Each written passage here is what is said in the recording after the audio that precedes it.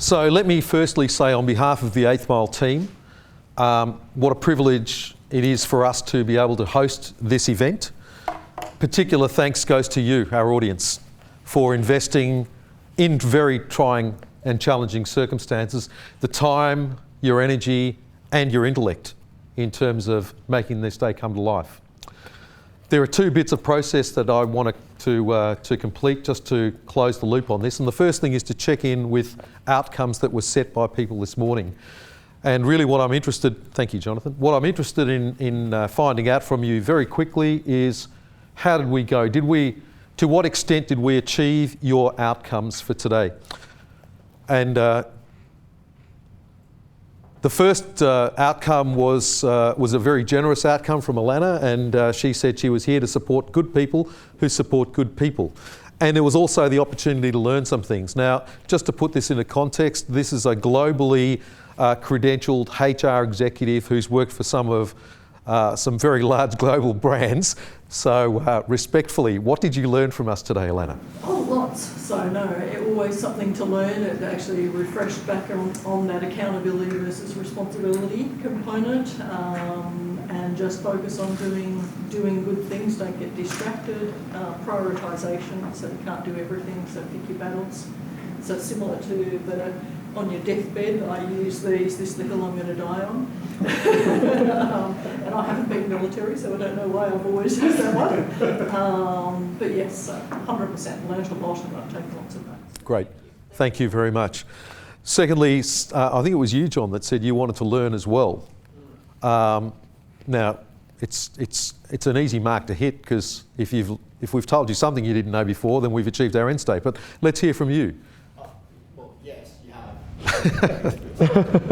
But I'd go further and say it's a reaffirmation of, for me, learning is never a one-time thing. You know, just come to one of these and learn it, and then that's it. It's a consistent over time, reaffirming the same things over and over again. So it's nice to come in and hear some of the things that Dave and Neil and all of you have been, you know, whether it's in the book or in, you know, on LinkedIn or whatever, been preaching, to hear it again and you know, sort of bolster the values and things like that.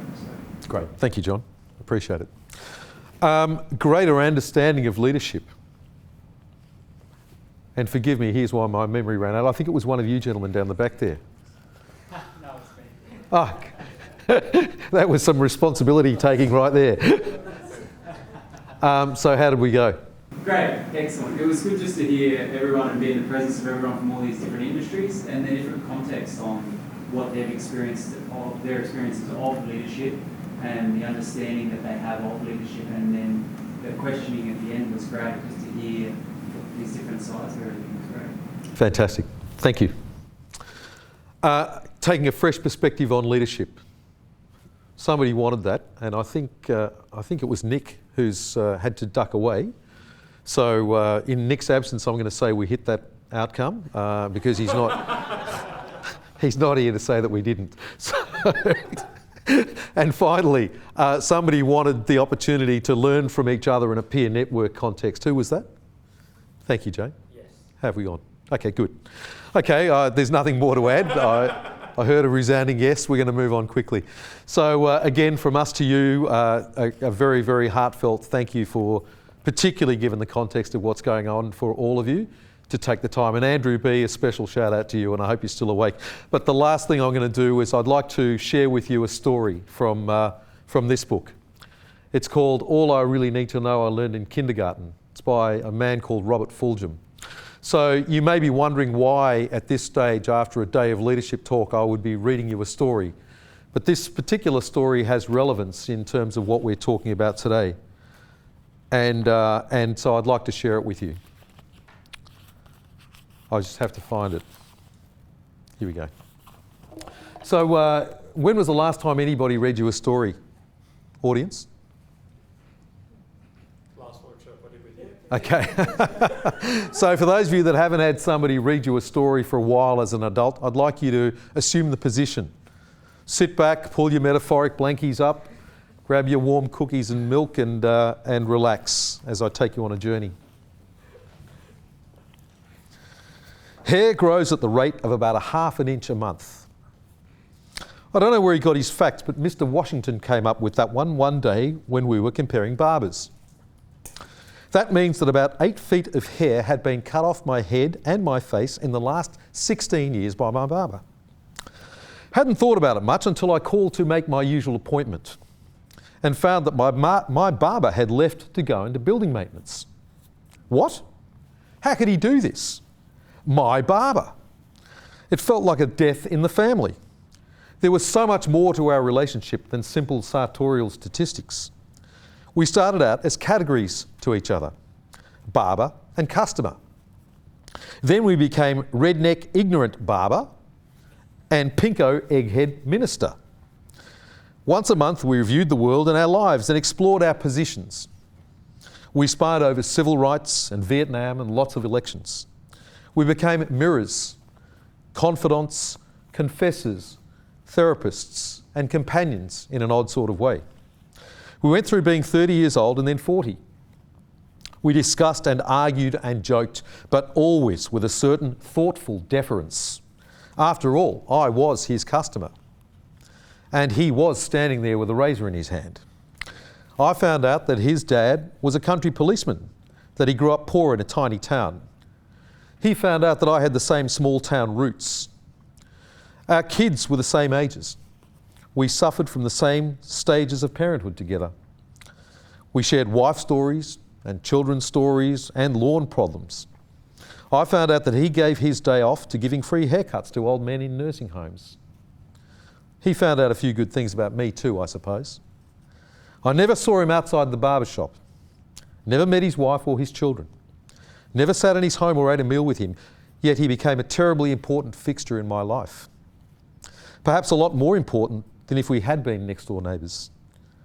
The quality of our relationship was partly created by a peculiar distance. There's a real sense of loss in his leaving. I feel like not having my hair cut anymore, although 8 feet of hair may seem strange. Without realising it, we fill important places in each other's lives. It's that way with a minister in a congregation, with the guy at the corner grocery, the mechanic at the local garage, the family doctor, teachers, neighbours, co-workers. Good people who are always there, who can be relied upon in small, important ways. People who teach us, bless us, encourage us, support us, uplift us in the dailiness of life. We never tell them. I don't know why, but we don't. And of course, we fill that role ourselves. There are those who every day depend on us, watch us, learn from us, take from us, and we never know. Don't ever sell yourself short.